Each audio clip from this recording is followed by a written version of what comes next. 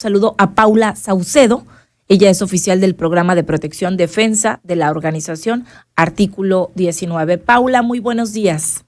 Buen día, Karina, ¿cómo estás? Gracias por recibir la llamada y esta entrevista. Platícanos de este informe anual que presentan. ¿Qué datos destacan, por favor?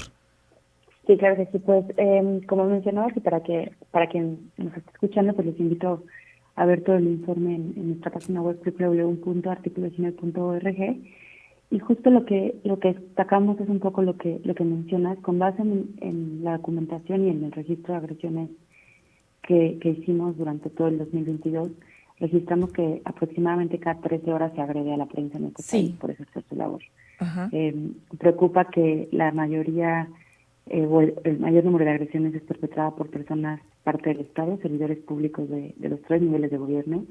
Quienes más agreden son funcionarios estatales, luego municipales y por último federales.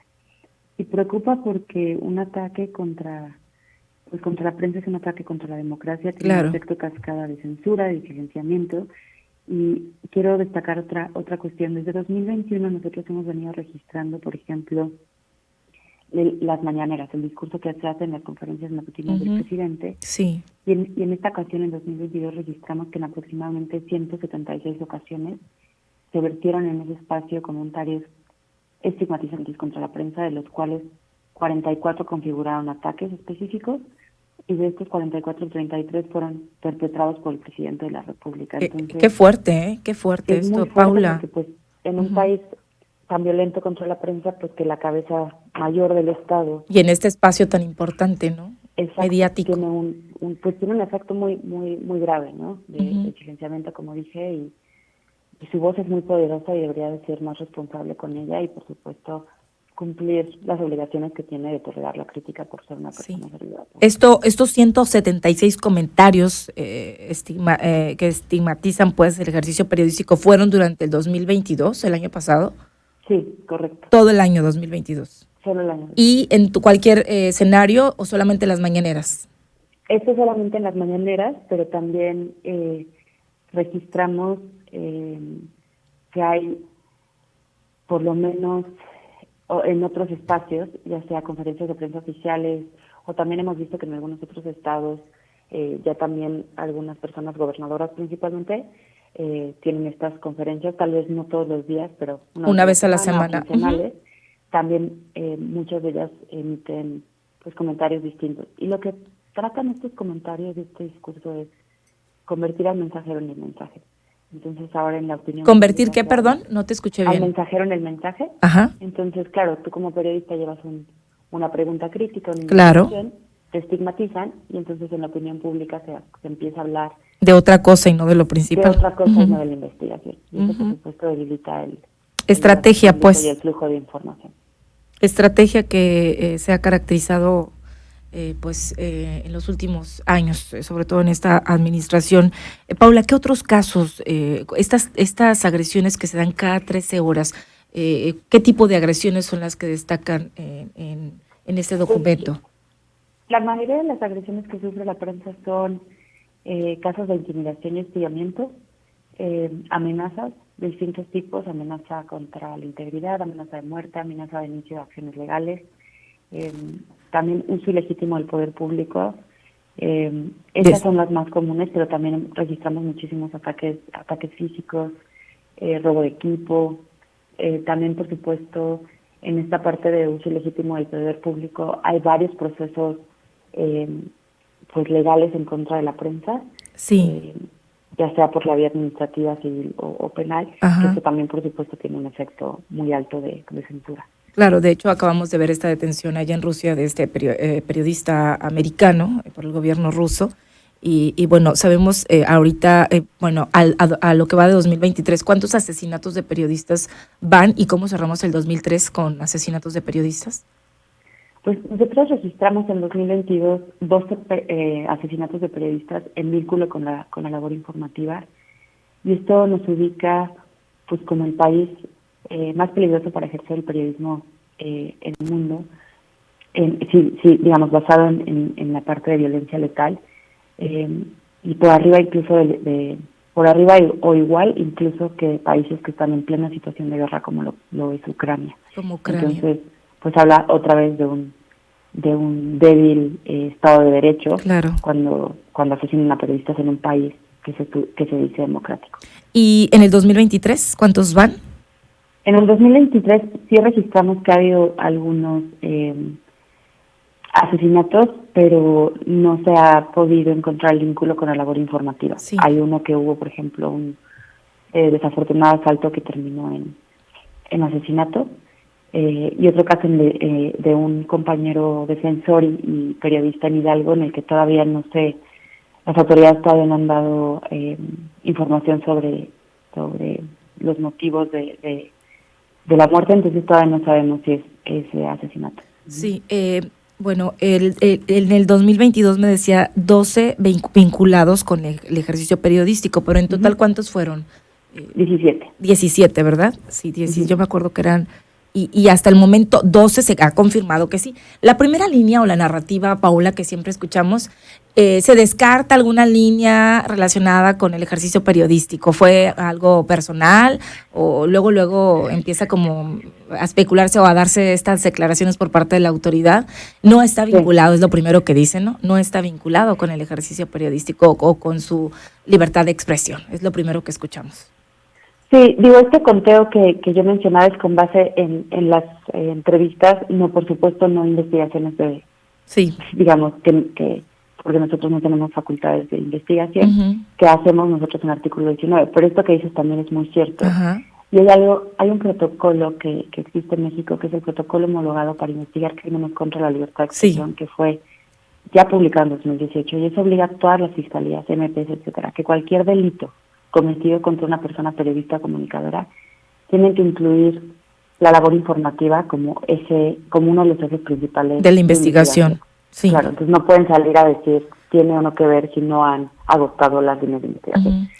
Si las agotan y sale que no, perfecto, ¿no? Pero que se investigue como tal. Pero que se investigue. Ok, otra de las cosas que ahorita se me viene a la mente, la desacreditación de la persona, pues, desacreditación, perdón, de la persona o del periodista, en donde también empieza el Estado, el municipio o el gobierno federal o los gobiernos a desacreditar el trabajo periodístico, la trayectoria de la o el periodista, ¿no? También cuando esta pues hostigación y bueno, estas amenazas pues contra los periodistas.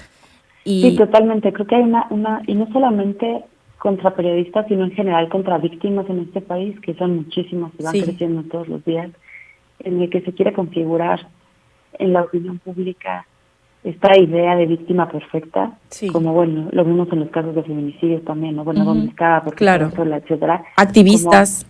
Incluso si fue una persona que delinquió de alguna forma, que cometió algún delito, esa persona sigue siendo sujeta a derechos y se tiene que respetar el debido proceso, investigar, etcétera. Y las víctimas perfectas no existen. Y entonces que se quiera manipular la opinión pública con criminalización y estigmatización, lo único que hace es, para lo que hacen es para justificar la ausencia de investigaciones y sobre todo la ausencia de garantías de no repetición. Sea o no un periodista, este país cuenta víctimas todos los días y esa es una estrategia para seguir omitiendo acciones que de verdad empiecen a prevenir la violencia y como la grave crisis de derechos humanos en la que nos encontramos. Y bueno, algo que nos preocupa, yo estuve en Colpin, allá en Brasil, donde coincidía con periodistas de toda Latinoamérica, incluso algunos de Europa, y bueno, que encabezó el Instituto de Prensa y Sociedad, y ahí artículo 19, pues hacía un manifiesto de la preocupación y de todo lo que hemos sido víctimas, sin contar todo lo que se viene también con todo este mundo del internet y todo este tema de las fake news y bueno, infinidad de cosas. Los retos son muchos, Paula, para seguir haciendo y ejerciendo pues con toda la seguridad y con toda la pasión como nos caracteriza este trabajo, pero ¿cuáles son los retos y cómo garantizar o buscar que en efecto sigamos teniendo libertad de expresión y tengamos un poco más de certidumbre o de seguridad al momento de hacer pues lo que nos gusta y a lo que nos dedicamos, que es hacer periodismo? Cuéntame, por favor. Creo que los mayores retos pues es justo seguir con nuestra labor en un contexto alto de impunidad y de corrupción, donde pues justo en un contexto altísimo de estas dos cosas, la prensa configura contrapesos para los distintos poderes. Entonces, por eso también son atacadas, silenciadas, censuradas la prensa. Pero creo que dentro de las cosas que se podrían hacer, de entrada, las personas servidoras públicas sí tendrán, están obligadas a tolerar la crítica, están sujetas a un umbral de tolerancia muchísimo mayor porque tendría que ser así por la naturaleza de sus funciones. Sí. De ahí que creo que hay que fortalecer, se necesita una política pública nacional integral que prevenga y que atienda las causas que generan la violencia contra la prensa, desde regular de una mejor forma transparente para evitar la concentración, por ejemplo, de los recursos y la opacidad de la publicidad oficial, hasta mejorar las condiciones bajo las cuales la prensa ejerce su labor, que en la mayoría de los casos son precarias. Muy precarias. La verdad. Fortalecer las fiscalías en cuanto a su independencia y recursos, tanto técnicos como para humanos, investigación. Totalmente. Y yo creo que reconocer públicamente el rol que tiene la prensa para la democracia y para quienes nos esté escuchando, todo lo que nos enteramos gracias a la prensa, históricamente y ahora, desde que hay un bache en algún lugar, como está el tráfico, hasta si ganó mi partido político favorito, etcétera, ¿no? Todo lo que nos enteramos, porque es, digamos, la herramienta principal para que nosotros accedamos a la información es la prensa. Así es. Entonces hay que defenderla y también, digamos, desde lo colectivo seguir empujando. Defenderla, valorarla, de verdad. Totalmente, ¿no? Es importante. Decía, a la prensa le falta pueblo. Y creo que sí nos tenemos que unir muchísimo más, nos guste o no la línea editorial de algún periodista, hombre. Y bueno, otra de las cosas que destaco y sumo también a lo que comenta Paula es seguir haciendo trabajos colaborativos, seguir haciendo trabajos de investigación, pues para revelar todos estos casos de corrupción, de impunidad, de opacidad y bueno, seguir haciendo y tejiendo redes entre nosotros mismos para fortalecernos y seguir pues haciendo esta labor en beneficio de todas y todos, porque pues sí, hay que contar historias, las historias cambian. Y las historias pues dan resultados, también lo hemos visto en muchos de los casos, así que bueno, queríamos compartirles esto. No es una tarea fácil, pero de verdad estamos aquí sentados o allá, Paula, y cada uno haciendo lo que nos toca, pero son lamentables los datos que tenemos en este informe y queríamos compartirlos con nuestro auditorio. Paula, muchísimas gracias. ¿Algo más que quiera agregar? No, muchísimas gracias por la invitación y otra vez reiterar que pues por favor lean el informe que tiene varios otros temas vinculados a libertad de expresión y derecho a la información. Por acá lo compartimos. Un abrazo enorme y gracias a Articulación. Un abrazo igualmente, cuídate. Gracias.